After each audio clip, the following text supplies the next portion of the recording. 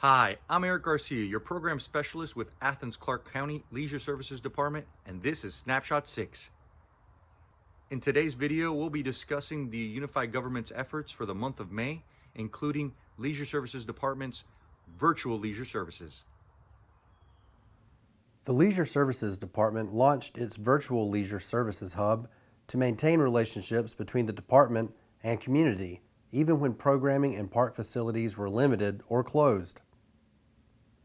The Virtual Leisure Services Hub contains virtual classes, programs, and activities for both children and adults to enjoy under 4 categories: stay active, stay creative, stay connected, and stay smart.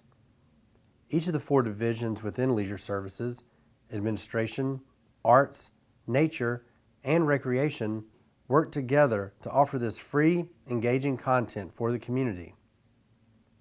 Virtual Leisure Services content is available at accgov.com/leisure. On April 22nd, Public Information Office staff launched a new, regularly scheduled video broadcast series hosted by Mayor Kelly Girtz called Community Conversations. Originally broadcast weekly through June, the program series is now held monthly. During each community conversation, the mayor hosts a virtual meeting with one or more guests discussing a variety of topics. Guests have included Georgia Labor Commissioner Mark Butler, small business owners, ACC Gov staff, a licensed clinical social worker, inductees into the Athens Music Walk of Fame, poll workers, and other community members. Community Conversations airs on the 4th Wednesday of each month beginning at 6 p.m. on ACTV Cable Channel 180 and on the ACC Gov accounts on YouTube and Facebook. Past episodes are available on the ACC Gov YouTube account. A new 10-foot high perimeter fence was installed at Bear Hollow Zoo in order for the fence to be USDA compliant prior to the next inspection. The SPLOST 2011 project was developed by the Leisure Services Department's Park Planning Office in conjunction with the department's Memorial Park and Zoo staff. The work replaced the aged perimeter fence and also addressed the erosion issues caused by stormwater from within the zoo that created gaps at the bottom of the fence and the ground.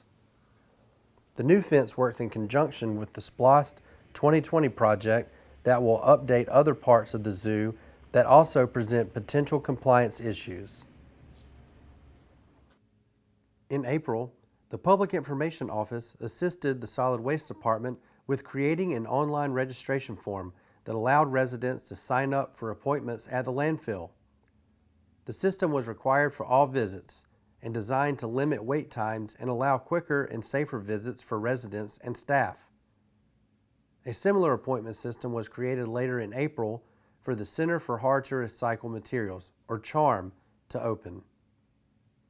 Residents can schedule appointments for the landfill on Mondays through Saturdays at accgov.com/landfill and for the CHARM on Tuesdays and Wednesdays at accgov.com/charm. A 10-foot diameter corrugated metal pipe culvert failed on Athena Drive early in 2020. The failure resulted in multiple sinkholes in the roadway and road shoulder in an area that serves commercial traffic and commuters. It also threatened a series of utility lines. Athena Drive was closed to traffic for a period of time and utility lines relocated in order to replace the old metal pipe culvert with a new reinforced concrete box culvert. The culvert was successfully installed and the road repaired in late spring before the area was reopened to traffic. ACC Gov employees began working in April on an initiative to make cloth masks for other employees during a time when many workstations were closed.